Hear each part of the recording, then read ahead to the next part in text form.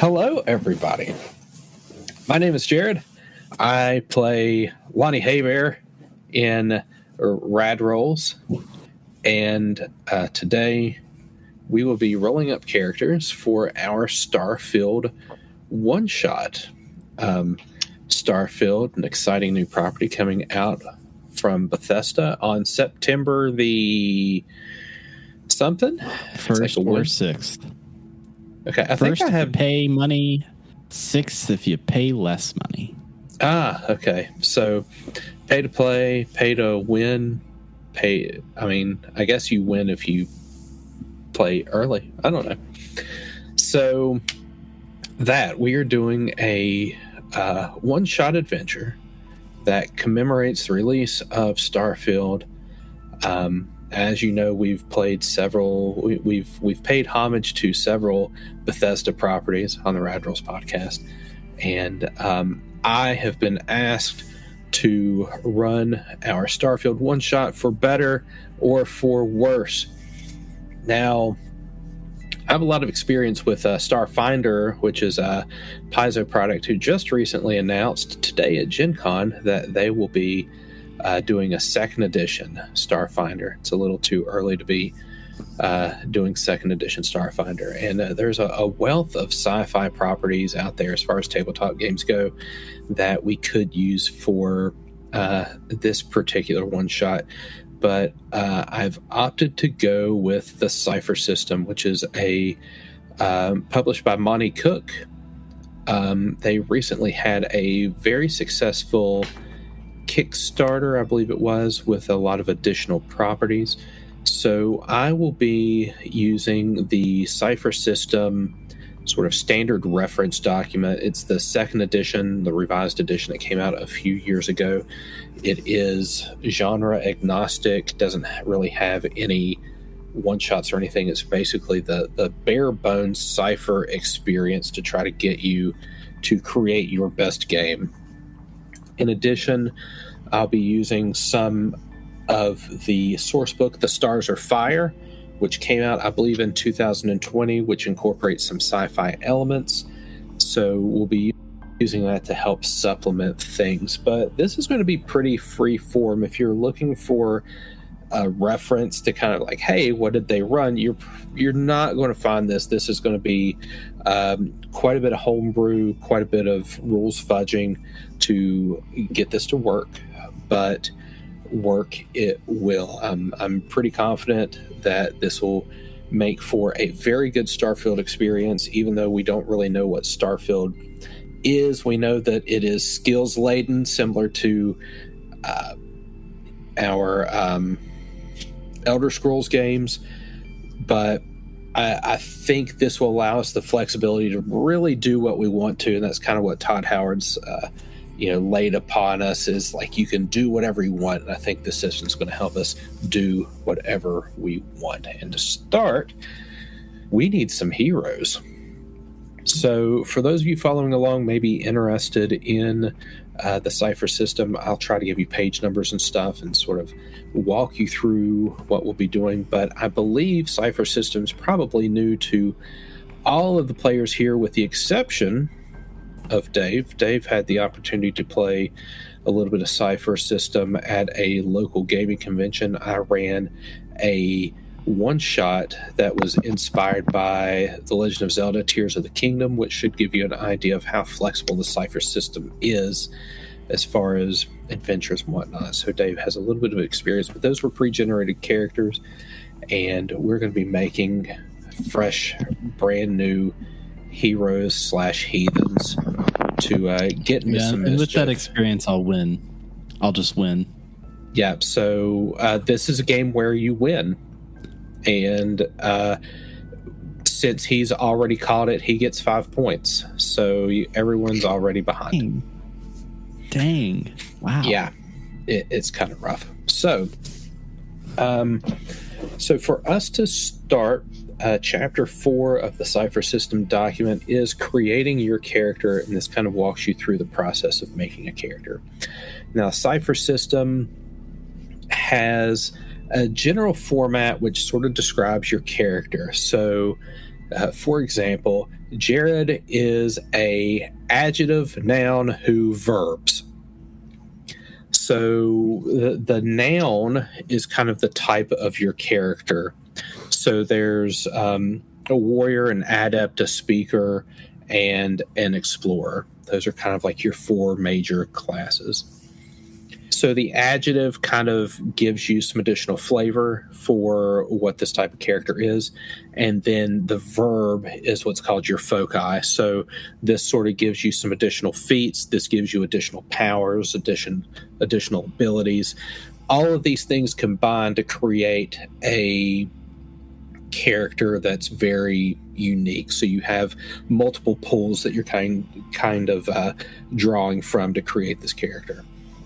In addition to those four types, there are flavors. I know I used flavor a little bit earlier. That was a bit malapropos. But flavors actually will adjust some of these characters a little bit more. So there's like a magic flavor, there is a skills flavor, a technology flavor.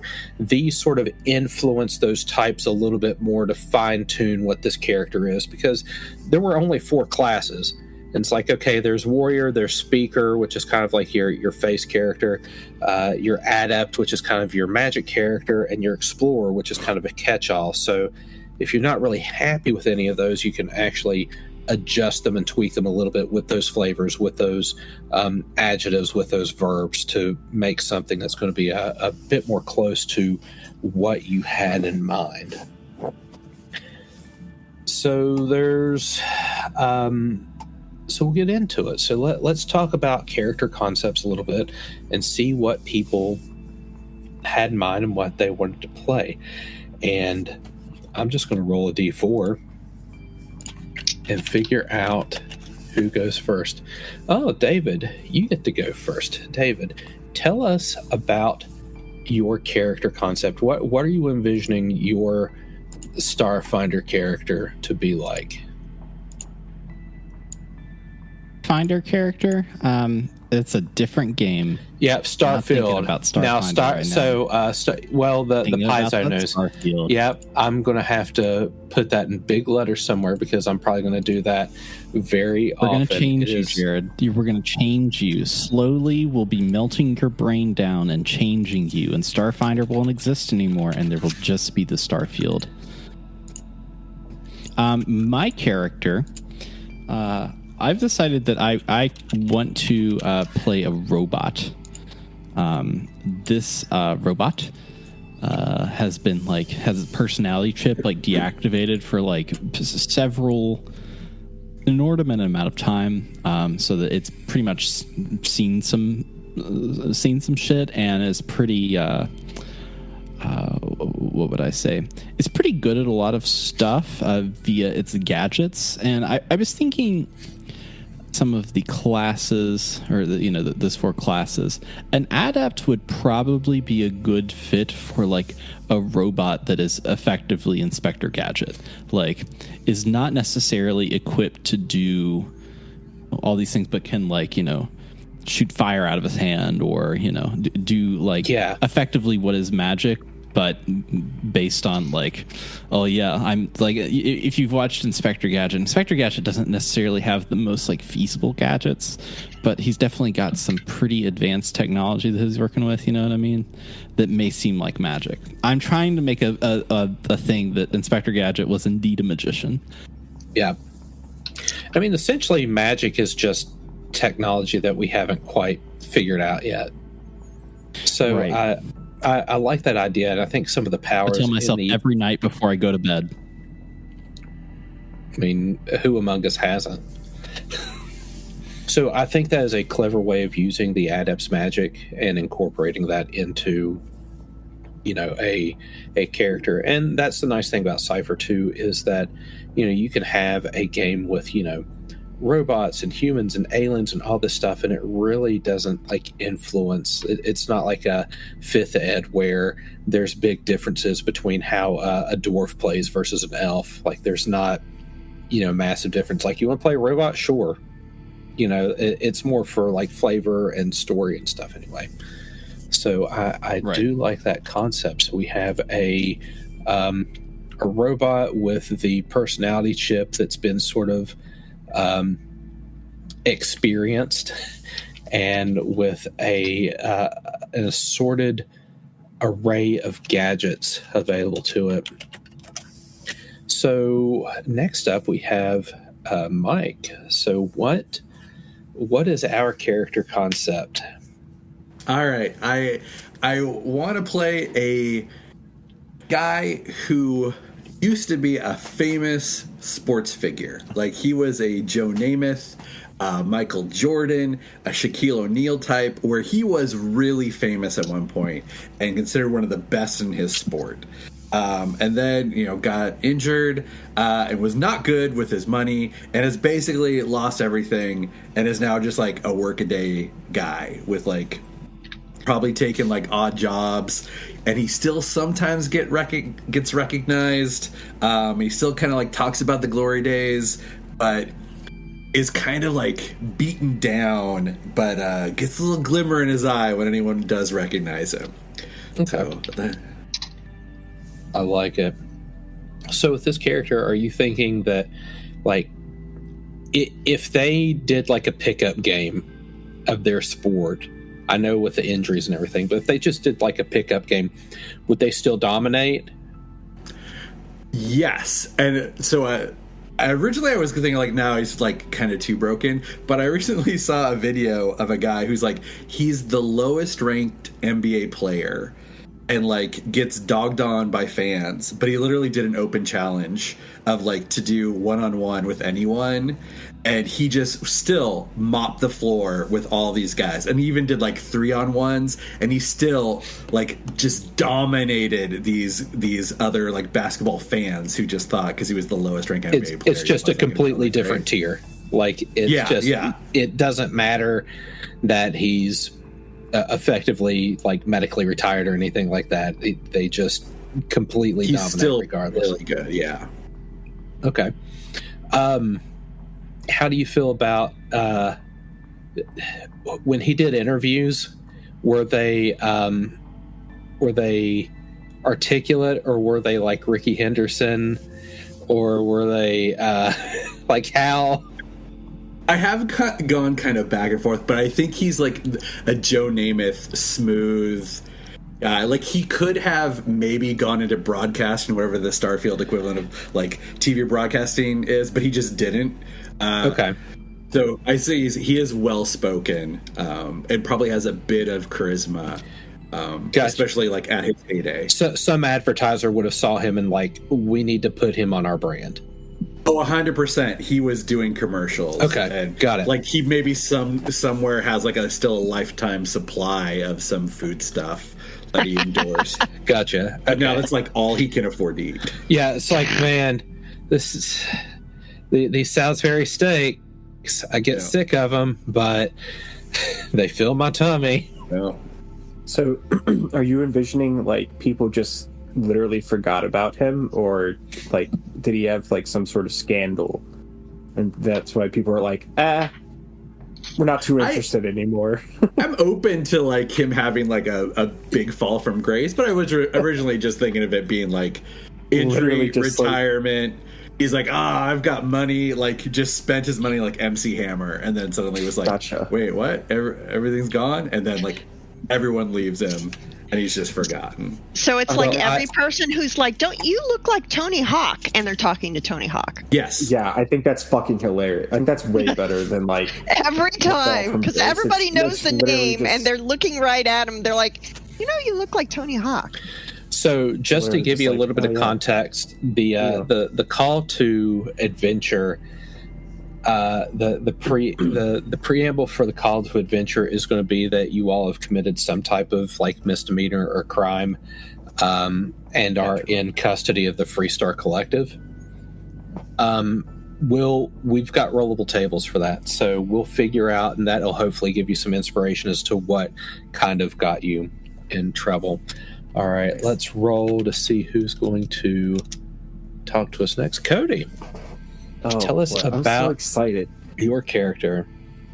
So, I want to do just like some fucking guy who's living in his parents' basement, And he was kind of just like freeloading there. He's working a dead-end job as a dishwasher at some like shitty little chain restaurant. He hasn't traveled anywhere. He's basically got no skills, but he's played a lot of video games. And he thinks that video games are how like starships actually work and how like guns actually work. So he has all these like preconceived notions using video game logic. And I think so the idea that I had would be that his parents were like, nah, dude, you gotta get out. Like, you gotta leave. We're tired of having you in the basement. Fucking go do something. So that's why he's forced to finally, like, leave his town. And I think I was reading through the class descriptions, and something actually stuck out to me, ironically, in the Adept section. Because a lot of it can kind of just be, like, chalked up to luck, it sounds like. And I think that would be really funny that this is a guy who has no business whatsoever knowing how to do anything, but inexplicably the video game logic just like happens to work out for him more often than not. Like, he's like, oh yeah, I've seen this. You just move this throttle and it just happens to be the right throttle even in a spaceship he's never seen before. I just think that would be so funny. It's just where it appears. And if I recall correctly, there's actually a foci that relates to video gaming. So we'll get to that and see if it actually fits with what you want to do. I love this line here. You master powers or abilities outside the experience, understanding, and sometimes beliefs of others. Well, he's not going to have anything that's like magic, but people are going to be like, how the fuck did that work for you? Why did that happen? Did it? It's just, well, I mean, the results are right there. I mean, what do you want? Yeah, so I think that'd be funny. And now we have May. Tell us about your character concept. So, I think I won't get into the specifics of it, but basically, a character who was born and grew up in a situation where she basically wanted for nothing, where she could only fail up, that like she had an entire like lifetime of like legacy admissions and prearranged jobs and everything she could ever want ahead of her, and basically decided she didn't want any of it because it didn't feel right.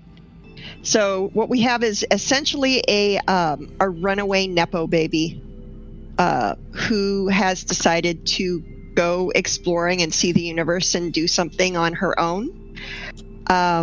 Basically, I'm thinking a cross between Ella Woods and a human golden retriever. Like a solid, looks-wise, a solid 7, very cute. Not a lot going on upstairs, but she has a knack for, like, let's say flying. So I was thinking piloting would be good for her. Okay. Now, at what time do you believe, like, what age do you feel like your character sort of eschewed the family name? Like, was this I was in college and got sick of it? Was I a young adult? Did I do it before I was 18? Like, what are you envisioning? So I'm thinking she basically, despite having money, privilege, and tutors and everything else, her parents basically both ignored her up until the point that it was time to start choosing where she'd go to school, what she would major in, what the rest of her life would look like. And at that point, she basically said, yeah, this doesn't feel right, and took all of the birthday money she had saved up in an account, because that was hers, and left everything else behind. And like literal, like her not so great billionaire parents basically just left them in the rearview mirror without a word, just like bye. Do you envision her parents trying to seek her out? Like trying to find her, or are they okay with this? I envision her mother being somebody who actually has gotten to the point that she's actually taken out Like she's hired investigators to try and figure out where she is. But of course, she has no idea where to start looking. She'd never start looking on the outer edge of known colonized space. She'd probably start in like Belize or something.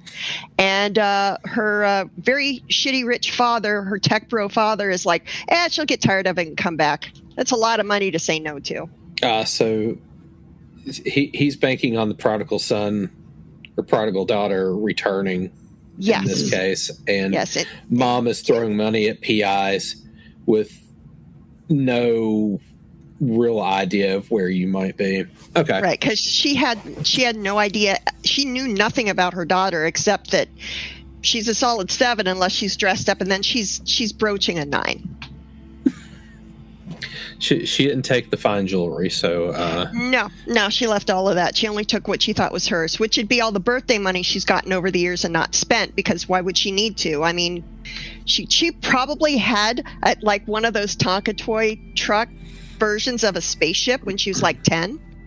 And, like, that's all she ever wanted was to be able to fly around and stuff, so... Gotcha. She picked it up early. So we have some character concepts, some really solid ones. I like it. So the Cypher system has 3 main stats. There's your might, your intellect, and your speed. And these pools kind of dictate how much you are capable of. And these pools are also like your hit points, so they will dwindle as you take damage. These pools also sort of power some of your abilities, so they'll kind of dwindle as you use some of your abilities. You have a stat called Edge, which sort of reduces the cost that some of these abilities will require. So the more edge you have, the more liberal you can be with some of these powers without them kind of cutting into the equivalent of your hit points. And then you have a stat called Effort, which for everyone is 1. And Effort allows you to spend points in exchange for making tasks easier, or in combat allowing you to deal more damage to an enemy, which is especially important if you're dealing with an enemy that has armor. Since damage, you don't actually roll damage. Your weapons have a flat damage rate, so you have a good idea of the effectiveness without having to rely on, like, let me hope I roll high on this D6. Not what's going to happen. So let's see here. So we are going to try to figure out our type. So we have 4 types that we've talked about, and we have several different flavors that we can also talk about and figure out what we want to do. So our types, the first type is warrior. So this is, in science fiction, this would be your security officer, your warrior, your trooper, your soldier, your merc. Now, I don't know if that fits with anyone here, actually. I don't know if we have too many warriors. Now, the nice thing is, if you do feel like you're combat based, there is like a combat flavor, so you can always tag on some combat abilities to, something like that. But it didn't really seem like anyone had warrior. Now, individual role, I'll read this just in case, because Mike is probably the closest thing I would see to it. Warriors are physical, action-oriented people. They're more likely to overcome a challenge using force than by other means, and they often take the most straightforward path towards their goals. That description would be the only thing that would make me kind of lean like maybe just because of your physicality, because you can always flavor it with something else if you want to. Yeah, I wasn't thinking warrior. I was thinking more explorer. But okay, well, we'll go through these. We'll talk through all of them, because, like, again, we don't have like the I'm the PMC dude with the guns, and I get stuff that, like, we didn't have anyone like that. Yeah. Our adept. In science fiction, this would be your scion, your psionicist, the telepath, the seeker, master, the scanner, an esper, the abomination. This is really like your magically touched person. Now, David already talked about, crafting his character so that the magic was actually like the technology. And Cody had talked about his character having, just not sure how, but things just sort of work out and, allowing this. I love the ward skill. So it says in like the flavor text on the page there that sometimes they can just be like this invisible thing that you don't really recognize is there. I think it would be so fucking funny to have this kid be like, well, duh, the bullet didn't hit me. My shield still has hit points. Yeah, I've got fuck, dude. My luck hasn't run out. Like, it's fine. I was ducking behind waist high cover. Why would it hit me? Next is the explorer. In science fiction, this would be your explorer, adventurer, wanderer, planetary specialist, xenobiologist. This is kind of like the catch-all. I feel like it's like anyone could probably easily fit into like this explorer role if they wanted to. Individual role, although explorers can be academics or well-studied, they are first and foremost interested in action. They face grave dangers and terrible obstacles as a routine part of life. So, capable, well-balanced. That's kind of how I envision them. And then last is the speaker. So in science fiction, this would be your diplomat, your empath, your glam, your consul, and your legate. So these speakers are smart and charismatic. They like people, and more important, they understand them. This helps speakers get others to do what needs to be done. So this is like your bard, your face. This is your person that's going to be trying to use diplomacy and deception, and trying to sense motive and read people and get this. So that's kind of what we've got going on there. And then as far as flavors, so you'll choose one of these 4 types. And then as far as flavors go, flavors begin on page 34. So there is a stealth flavor for people that like to sneak around a little bit, a technology flavor, which has things like data jack, hacker, machine interfacing, things that you want to deal with computers and stuff. There is the magic flavor, there's combat flavor, and there's skills and knowledge flavor. So between these you've got a bunch of different combinations. Now normally, if we were making our own Cypher system game, you would make some type of class. Like, let's say you wanted to make a bard class, and your bard would be a speaker, and you might give them magic flavor. And then you would call that a bard. And if we, I know I'm bouncing back and forth, but let's take a look at like the speaker, for example. So on page 32, there's all these special abilities that a speaker gets. And that's kind of like the menu that they get to select from. If we were playing a normal Cypher game and made like a bard, we would take some of those magic flavors and replace some of these special abilities with it.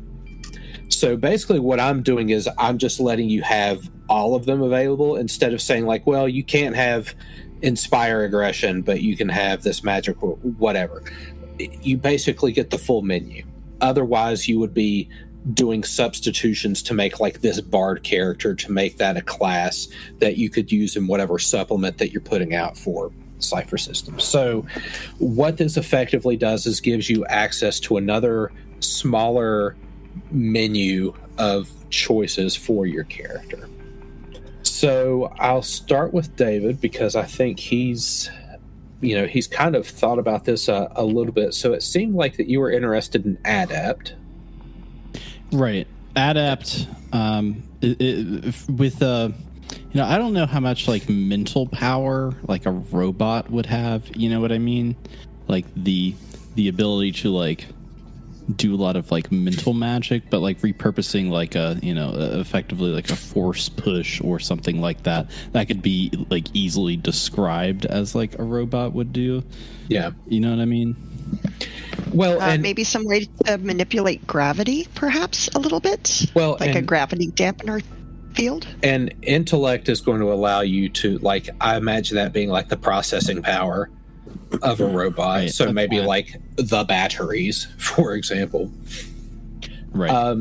Did you think about any of the flavors? Like, I don't know. Technology flavor makes the most sense because I'm a machine made for space travel. Yeah. You are a technology. I am the technology. You are. I am the table. Oh, wrestling joke. So, so I just brought up your character sheet, David. I don't know if that showed for everyone. So under type, you can put adept, and if you want to put in parentheses, you can do like technology or tech or something like that. So we've determined what your type is. And what that means is when you look at those abilities, you can select from all of those. Cool. So an adept, if we go to page page 24, you start with a stat pool. So your starting stat pool is 7 might, 9 speed, and 12 intellect. And then you 7, 9, 12. Mm-hmm. And then you also get 6 additional points to divide among your stat pools however you want. So you can balance it out, you can min-max, you can do what you want, but your starting pool, those are kind of the minimums that you're dealing with. Cool. So as a first-tier adept, you get an effort of 1. Everyone will start with an effort of 1. That's kind of like the base for a tier 1 character. You will get an intellect edge of 1. What that means is if you're spending any type of intellect to exert effort or use an ability, you'll reduce the cost by 1. You will be able to bear 3 ciphers at a time. Ciphers are kind of special powers that are meant to be spent. You get them, you use them. Don't hoard them like Phoenix Down. Like you just, this is free to use. There's information about starting equipment, weapons, and special abilities, and we'll get into that a little bit more if you want to start taking a look at some of those special abilities. Now, those special abilities also include the tech ones, so you'll get to choose 4, and we'll go from there. Okay, choose 4 from the abilities, and then the ciphers we'll cover later. Correct. Ciphers are kind of randomly rolled. Cool. But yeah, the abilities are what you'll get there. And then like the descriptor and the foci will also give you like different abilities. All right. So Cody, you were also thinking adept, right? Mm-hmm. Were you thinking any of the other flavors or? I kind of like the stealth flavor. Stealth flavor? I like the idea that he just happens to find himself getting out of trouble when he shouldn't. Like there's a bad situation, he's just like, I'm just gonna back away, and that just happens to work. Yeah, because I like that some of the stealth abilities are danger sense, opportunist, ledger domain, goad, and just like general stealth skills as well. So I think that gives you a lot of additional options to kind of play that out. Okay, Mike, what are you thinking? I'm now like looking at it a little bit more. I think speaker, okay, with combat flavor. I think that might actually be the best. I like it because now at this point in your career, you can rely a bit more on your celebrity rather than your body, right? But you've still got it. Mm-hmm. Like you've still got it if you need to. You've become the brains instead of the body. I like the speaker because there's a lot of like bits in there about like random people helping you, or just like kind of like almost charisma bonuses in a way that I feel like plays into like the celebrity of like someone noticing him or recognizing him or being able to like play that card in situations. And the nice thing is, like, as far as skills go in this game, they can be pretty general. And one thing I'd already had in mind for you was maybe a skill of like being recognized. Like anytime being recognized might be helpful. It eases that a little bit. So like, oh, I remember you played for the Death Knights. You're that type of deal. All right. And May, what do you think about your character? I think I'm firmly in the explorer category. Okay.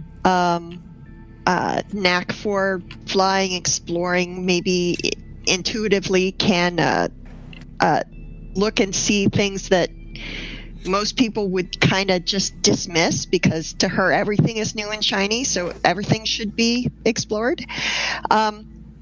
As a little aside, I think anything involving like the company that is owned by her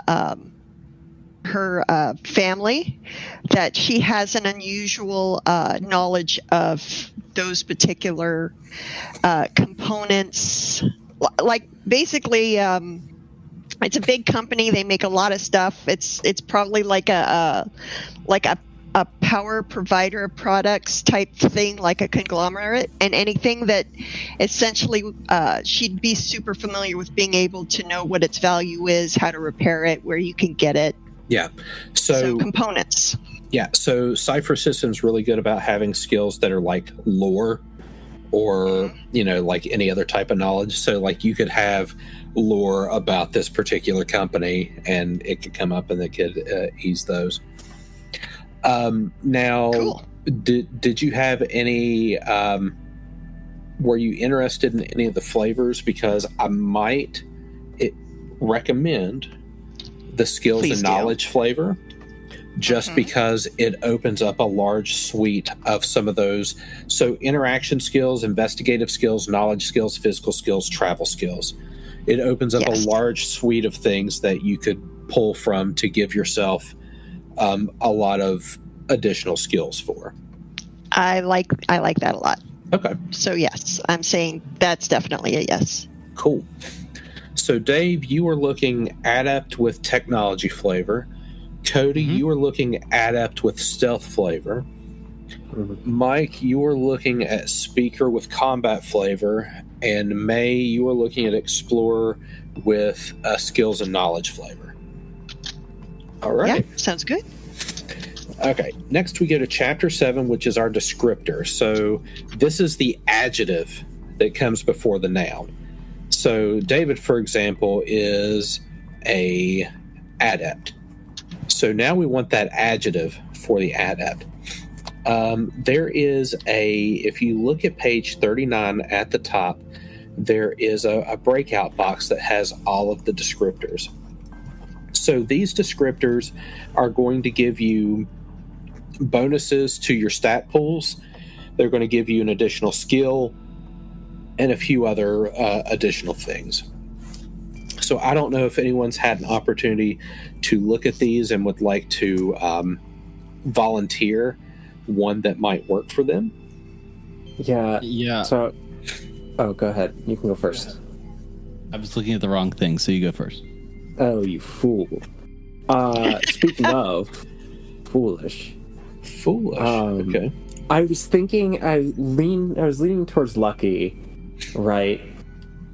But being a foolish version of what's supposed to be like this really smart class, it just feels right. Well, the interesting thing about foolish is you get carefree. I know. Which you succeed more on luck than anything. Every time you roll for a task, roll twice and take the higher result. Oh, man. So, like, you're getting advantage on every roll. You take a hit to your intellect pool. Which I think is great. Yeah. So, for those of you listening at home, foolish, you gain the following characteristics. Unwise, which is a -4 to your intellect pool, which does not happen often with these descriptors. Carefree, you succeed more on luck than anything. Every time you roll for a task, roll twice and take the higher result. Intellect weakness, anytime you spend points from your intellect pool, it costs you 1 more point than usual. Intellect defense is hindered, which means that it's a step more difficult.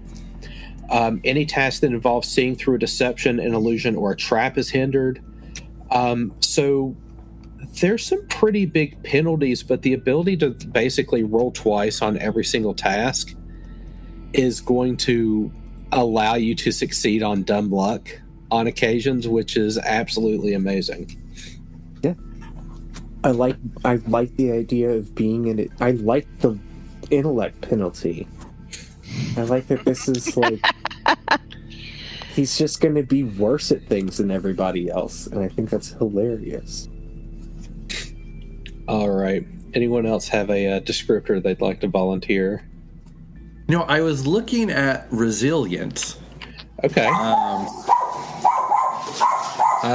But like, there's most of it I like, but some of it I don't necessarily like. I don't know. Maybe resilient or risk taking. Yeah.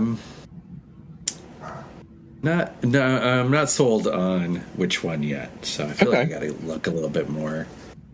Okay. I'm thinking for mine, maybe doomed.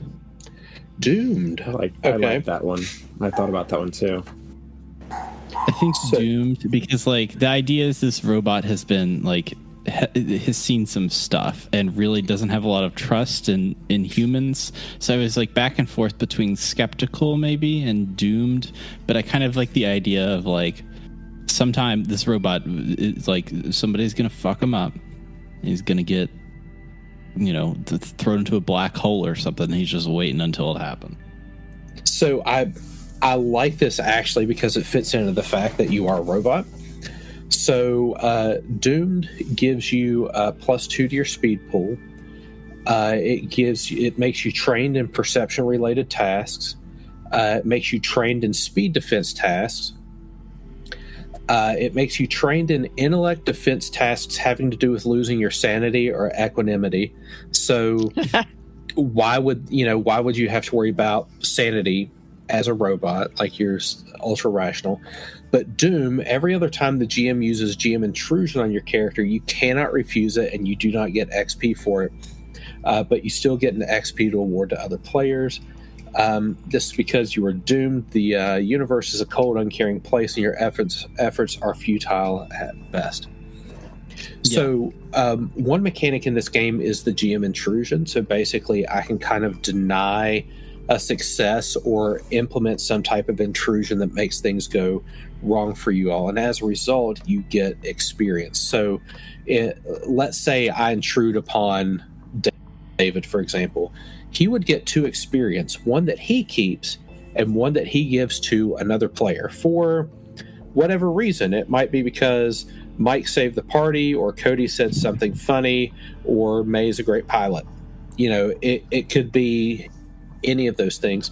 And, XP is sort of your currency to be able to do your own intrusions or to advance your character or anything like that. So what this is saying is that some of the times when I do GM intrusions on David, he won't get XP for it, and he has to accept the intrusion. Everyone else will get rewarded for it. It'll be fine. But David's robot, on the other hand, it's going to be rough going for them.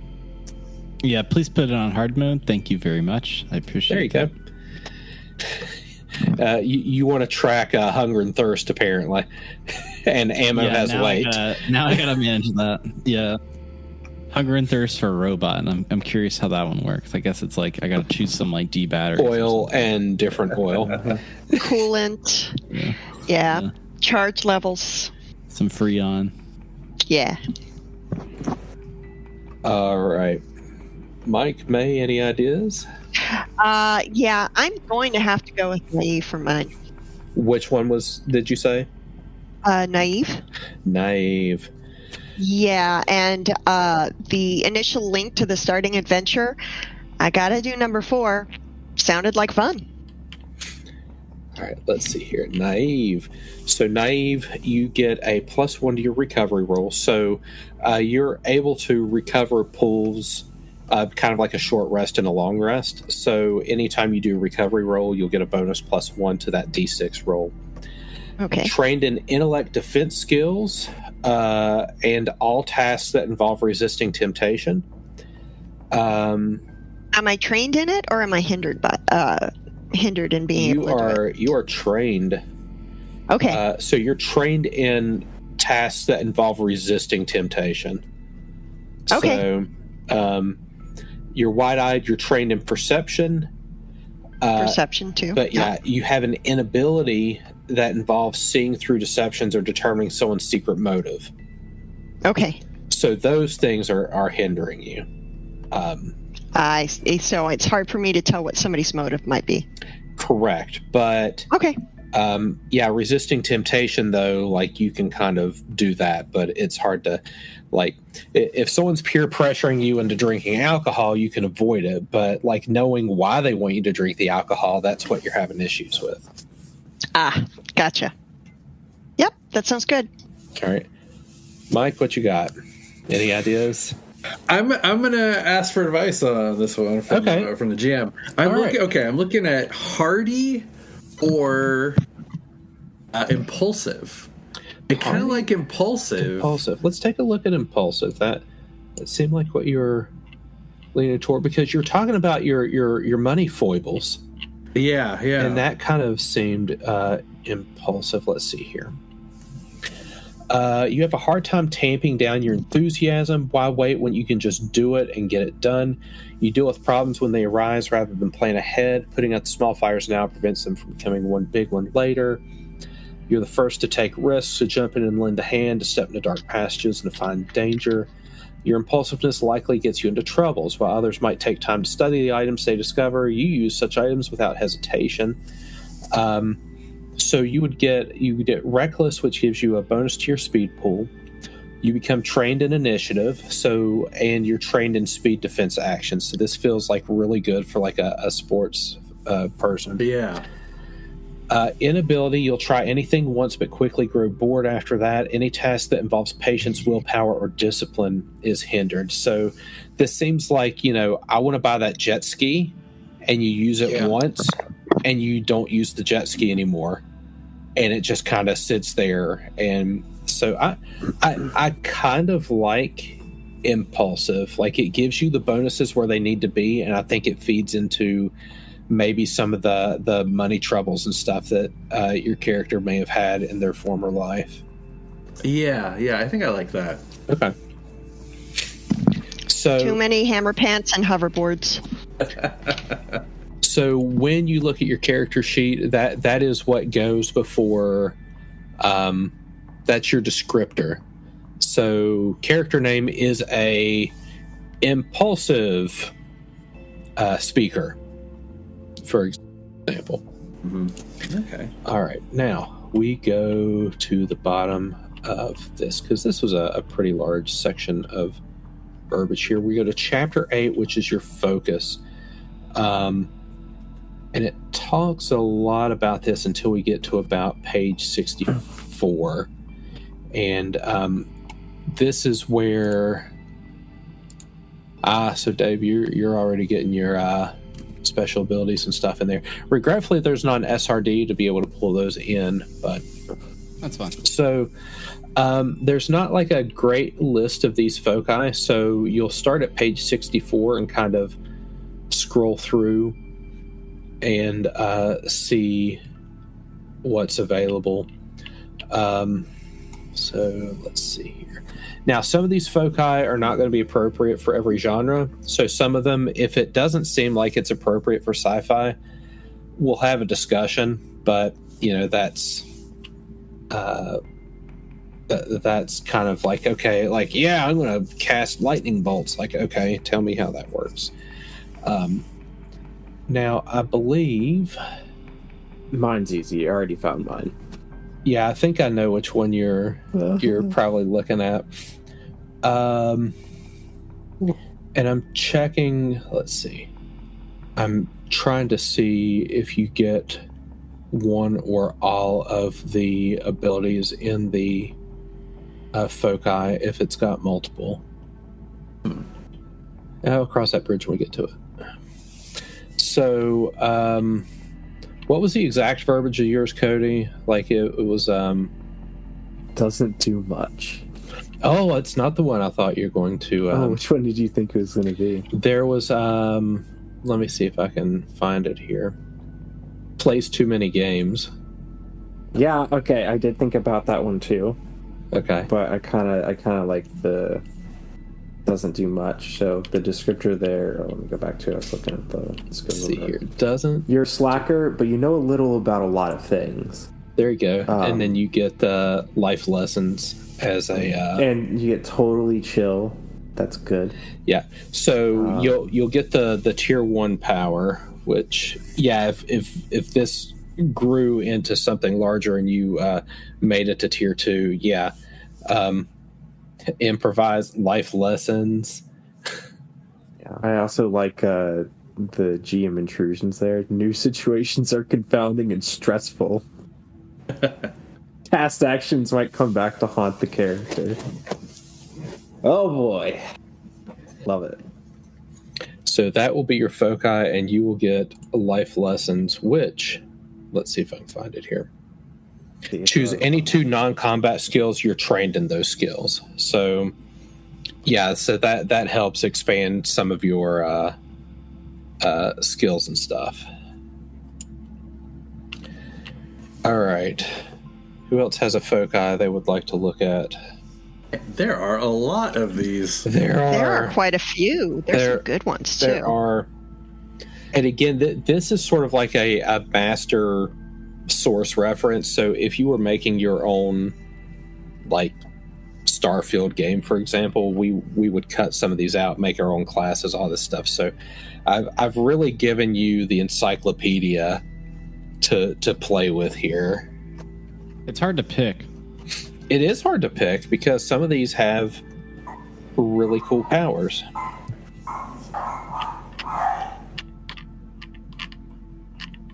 I get 6 now. Shreds the walls of the world. That is badass. That is a very evocative phrase. All right, I think I know what I want for mine. Okay, what are you thinking? I'm trying to think of like what's something. Okay, employs magnetism. Employs magnetism. Let's find that here real quick. Employs magnetism. That's page 67. You command metal and the power of magnetism, and your tier 1 power is move metal. Yeah, the reason I'm thinking this is like a doomed robot that is just like somehow magnetic to things just seems like pretty much a like great comedy character, because like you're just like walking past a wrench and it's like right onto him. Or depending on like the hard drive situation that you've got going on, like you might be like Tony Starking this, like you might be progressively killing yourself inadvertently, right, yes, because of this power. Yes, it's kind of what I'm trying to think of, like something that would pair well with the robot being doomed. You could go with Loves the Void.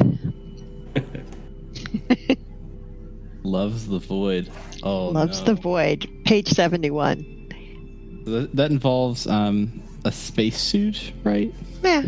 Well, so there's a type swap option. So what that means is you can swap one of your tier powers, like your type powers, because you get 4 of those. You can swap one for half spacesuit will travel if you want to.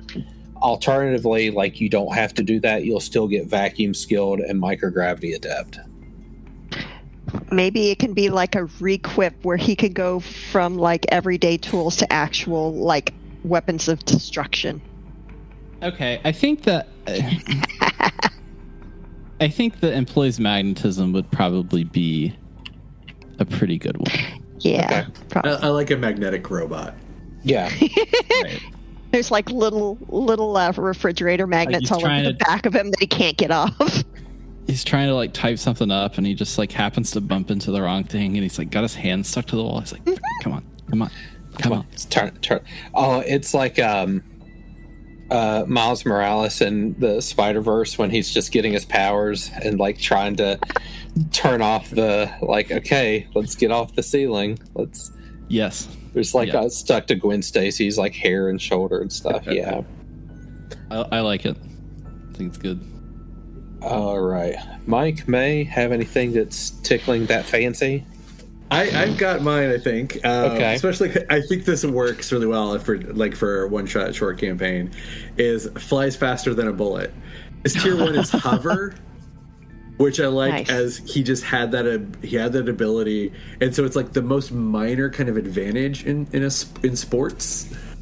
Like, you know, I imagine more like a football player type. Mostly because I don't like baseball, and basketball seems weird in the future. But like, so he could just like, he jumps up to catch the ball, and his timing was too much, but he could just hover until he's right in position to catch it. Think about all like, the, how does he do that? like all the opportunities, like just a little extra when you're jumping to catch the ball, like when you're trying to dive to hit the end zone, just have like that little extra before you like hit the ground and you hit that boost. When you're hurdling over a guy, like, or going over to the lineman or anything like that, just the little extra to A little boost. Yeah, I like that. All right, May, any thoughts? So I was thinking about doing Pilot StarCraft, but I honestly think I'm going to have to go with Learns Quickly. Learns quickly. So that is going to be page 71. You deal with bad situations as they arise, learning new lessons each time. So you will get enhanced intellect, and there's your problem. So those will be 2 new skills for you. Yeah. So move metal, just 1 intellect point, but you have the intellect edge, right? So that's so that's just free for you. You can exert force on metal objects within short range for 1 round. Once activated, your power has an effective might pool of 10, a might edge of 1, an effective 2. And you can use it to move metal objects, push against metal objects, and so on.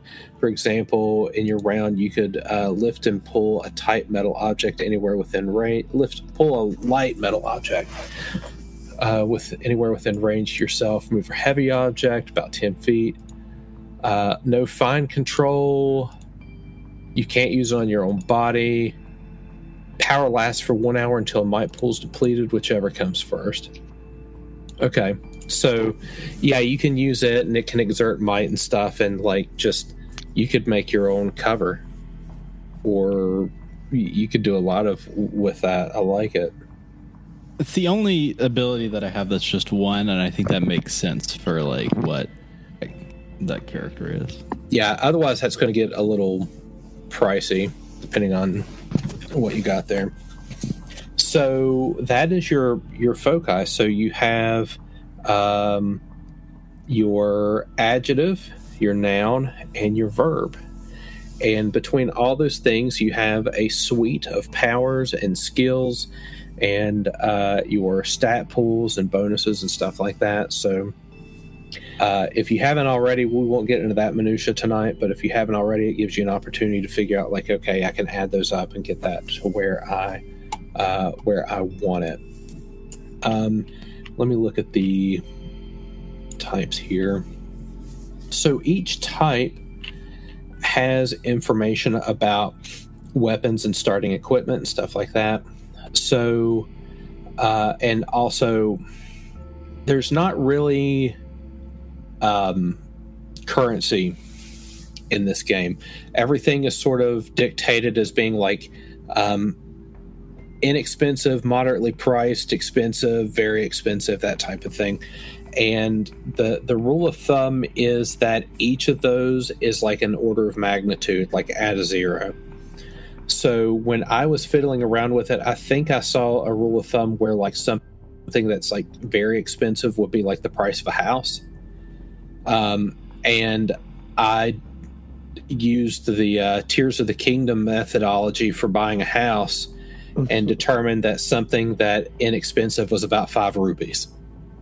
And so the next step up was 50 rupees, 500 rupees, whatever. So when you look at equipment and stuff like that, it'll tell you like if it's inexpensive, expensive, anything like that. If you want to really load up on stuff that's like, well, I've got something I can buy that's expensive, but I don't know what I want, that could turn into like a bunch of moderately priced items. For example, if you want to kit out that way.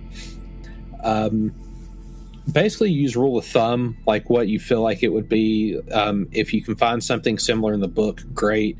But, you know, like what would a futuristic cell phone cost? Would that be like moderately priced? Would that be expensive? That type of deal. I think that actually goes into like the equipment and armaments, which is in the Stars or Fire book. So we don't have to get into that minutia tonight. We can always chat about that in Discord if you want to figure out how to kit out your character. But the next thing I want to do is do our rollable tables to figure out what your characters got into and why they are aboard this. Let's see here, this Freestar Collective penal vessel. Penal vessel. That's for the children at heart. Classic. So, well, it's already started. Now it's just going to be penis jokes for the rest of this entire thing. So, looks like we're going to start with Cody. So, Cody, I've got a set of rollable tables, and I want you to roll a D8, and we're going to figure out your story. So, Cody's character found themselves in a spot of trouble. Let's roll a D8. Is it R/D8? /R space D8. R space D8. It's been a while since we've had to do that. I know. 7. So your prompt is they started it. Yeah. Okay. So you reached out for a bit of help. Roll me another D8. 2. All I have written here is the name Boris in quotation marks. So you reached out for a bit of help from Boris, and then roll me a final D8 because unlucky for you, 3. They did it for a laugh. Okay, so your job is to figure out. Okay, you're on this penal colony ship. Okay. For a misdemeanor, not like, death penalty, but you're going to have to serve a little bit of time. Okay, you are a menace to society. Whatever happened, they started it. You reached out to Boris for a bit of help, but unlucky for you, they did it for a laugh. So they turned you in or did something for the lulz. That's your prompt. All right. It was just a prank, bro. I already know it. He was streaming a video game, and then his chat started talking shit to him because he was really bad at the video game, and so he started talking shit back to the chat. But then somebody in the chat fucking swatted his ass. The police showed up, and he was talking to his friend Boris, and dude, the police just showed up. What the fuck am I supposed to do? Turns out Boris is the fucking one who called swatted him to get swatted him. And then his mom was like, this is it. This is the final straw. Fucking police showing up to the house. You gotta get the fuck out of here. Yeah, they did. Okay. So your character got swatted while streaming, and the main dude basically inadvertently got escalated. Okay, so whoever Boris is, that's like a username. That's great. Yeah, it's just fucking Boris swatted me. Okay. All right, Mike, you are up next for the rollable tables. You'll be rolling D7s. Oh, okay. So /R/D7? /R space D7. Number 4, you found yourself in a spot of trouble. Mistaken identity. Oh. Okay. Give me another D7. The recognizable guy had a mistaken identity? Oh, no. 3. You reached out for a bit of help from the barkeep. Unlucky for you, ... So D7? Uh-huh. Mm-hmm. So unlucky for you, they were also complicit. Nobody recognized this man. That is so perfect. And it involves the barkeep. You try to get them, but they're also complicit with this. Like, no, you're the dude. You're them. You're that guy. No, I don't you recognize me? I'm you know who I am, right? And then turning to the barkeep, like, you know who I am, right? I'm not that guy. Back in the night, me. And you fail to realize somebody who used to play back in the college 90s, ball with you he was on that you a don't very remember. He's famous like, you don't know who baseball this team. guy is. Don't act like you don't know. God, Because I'm impulsive. You talked about the 48 Death Knights all the time, okay? I was on that team. I've got I used to have the ring. I had to pawn it, but I had the ring. It used to be on this hand. You can still see kind of the indentation. You've just made the sci-fi sport version of BoJack Horseman. Oh my God. I love it. Pretty much. It's perfect. Pretty much. It's beautiful. What's that horse show? Oh, it was so good. All right, so you can spin a story with those prompts to figure out how that got you jailed. Dave, you're going to be rolling d6s. That was beautiful. Man, that was poetry. That was meant to be. 2. Okay. You found yourself in a spot of trouble. So I have written the spouse found out. So this could be significant other, spouse. I know that's a bit scandalous for a robot, but Ooh. This could be somebody else's spouse. Like, it could be somebody else's spouse, actually. It Like, could be a sex robot.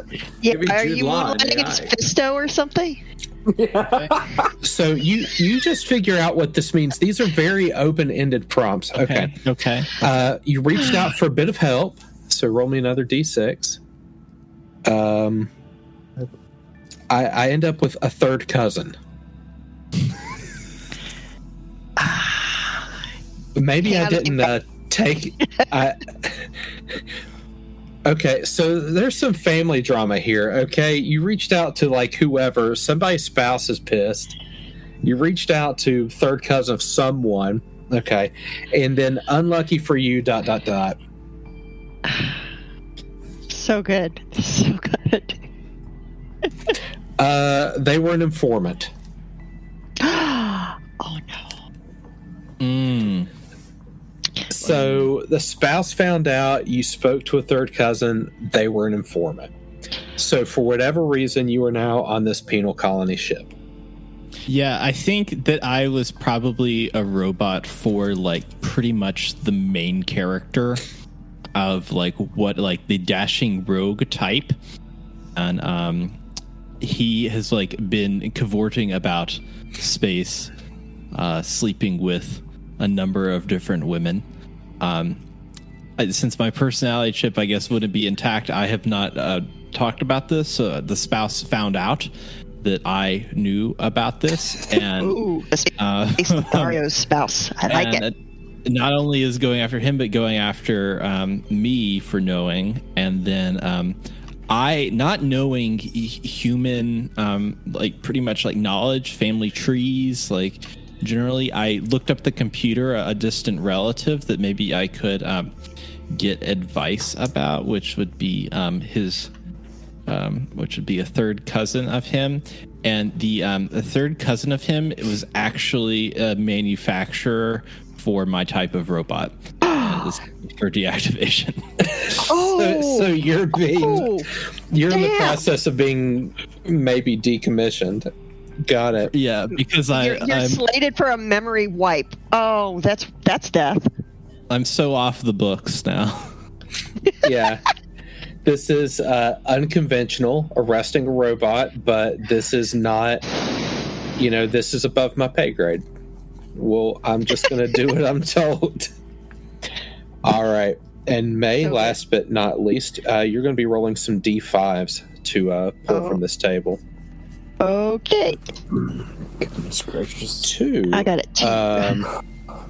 All right. You found yourself in a spot of trouble. ... Time to pay up. Huh. Okay. All right. You reached out for a bit of help. This would be another D5. 5. A roommate. Ah. And then unlucky for you, they ... Hold on. 2. Unlucky for you, they had too much to drink. Okay. So you found yourself in a spot of trouble. It was time to pay up. You reached out to a roommate, but unlucky for you, they had too much to drink. I think this is good for Nepo baby of like that's money. A situation she perfect. never would have found herself in before, and now she's like, wait, I need to pay rent in an apartment? Oh, I forgot about that. My roommate, all the money I had, I gave my roommate. Hey, what did you do with it all? Where did you get that 1,000 credit bottle of champagne that you just topped off? Okay. Well, I don't have the money for rent. She paid her rent, obviously, before she spent the money on the booze.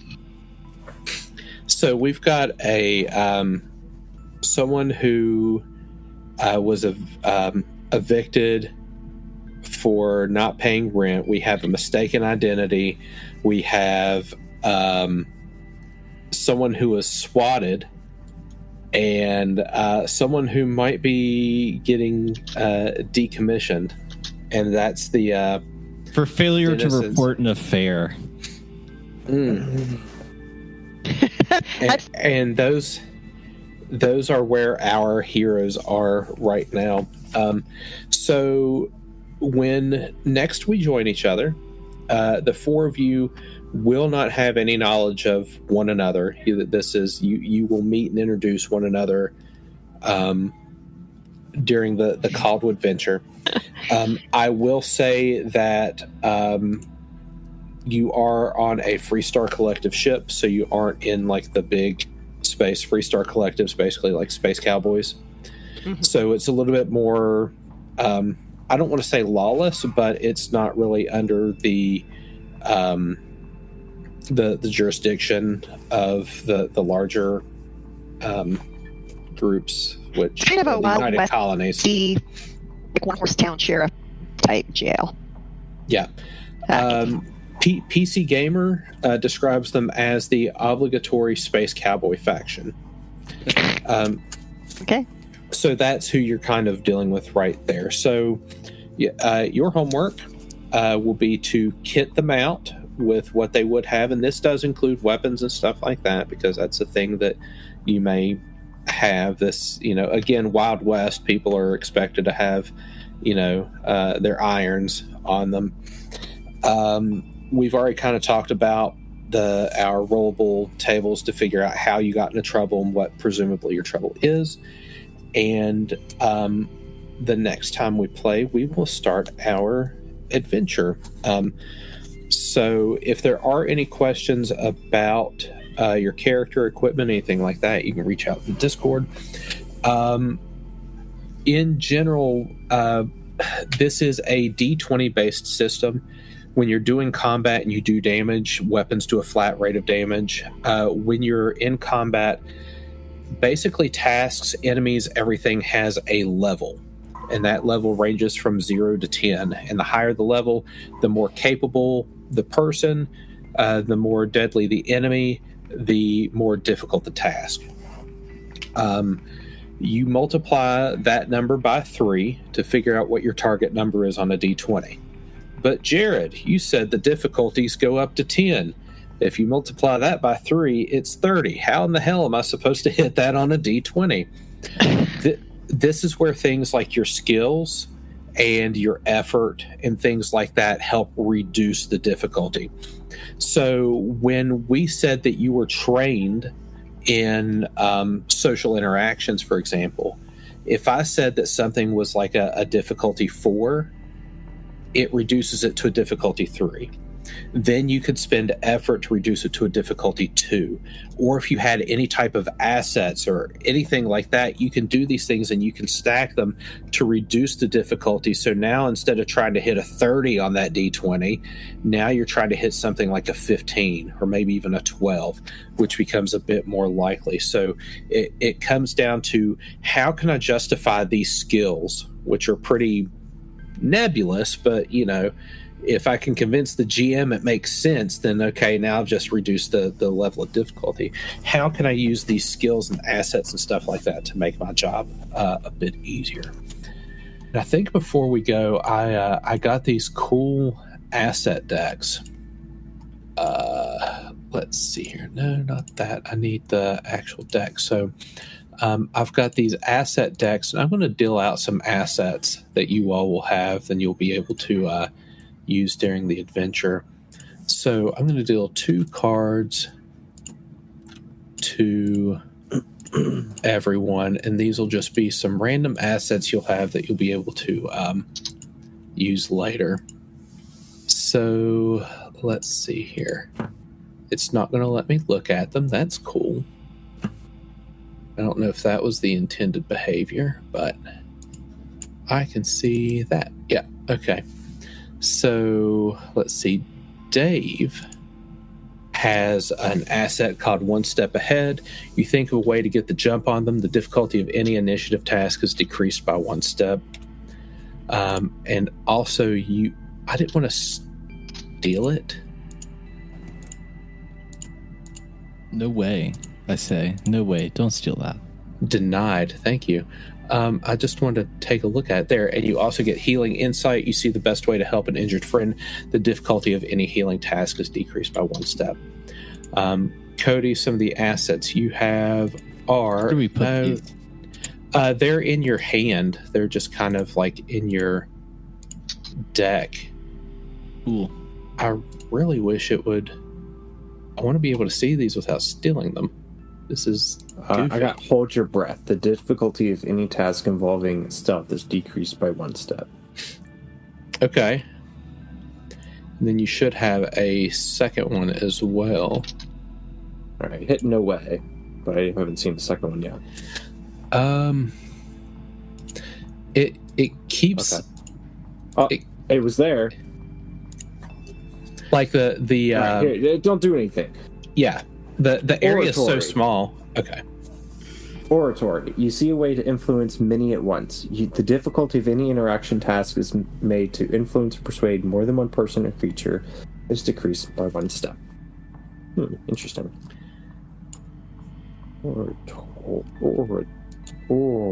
There we go. May, you have no impediments. You think of how best to navigate or use your surroundings to move quickly. The difficulty of any speed-based task is decreased by 1 step. Okay. You also have Mechanical Intuition. It seems obvious how this thing should work. The difficulty of any task related to machines or devices is decreased by 1 step. Cool. Then, Michael, you have Not Afraid. You're feeling brave. The difficulty of any task involving resisting fear is decreased by 1 step. And Mimicry, really you just follow their lead. The difficulty of any task you undertake that another character has just succeeded at is decreased by 1 step. So these cards are kind of just like one-time use, get out of jail free type things. So these are just like assets that you can use to help ease particular tasks and stuff. So these are okay. These are little gifts from me to you. So these aren't like full-fledged like skills or anything. They're just like coupons that you can use to get yourself out of trouble. Like it. So, that said, I think we hit all the high points that I wanted to do tonight for session 0. Go through, make sure you get all of your stuff for your characters. Again, you can drop me a line on Discord if you have any questions. As far as equipment, there is equipment in the main source book, but Chapter 7 of the Stars Are Fire has probably a more robust sci-fi-centric equipment list. Now, Can we pick from either one? Yes. Yeah, I'm getting a hoverboard. Now, the Stars of Fire, it has like 3 different tech levels. There's contemporary, there's advanced, and there's fantastic. Okay. So we're running at an advanced society right now. So anything that's contemporary is going to be a level cheaper just because it's probably mass produced. Anything fantastic is going to be a level more expensive, and you need to confer with me before you make that purchase, just because like it might not be something that kind of exists in this. But advanced is going to be like sort of the high end of what you'd expect as like affordable. So I'm looking at the Stars Are Fire. This includes like a communicator badge, AR glasses, AR contacts. Let's see here. What else? A hand scanner, white noise generator, lab on a chip, research drone,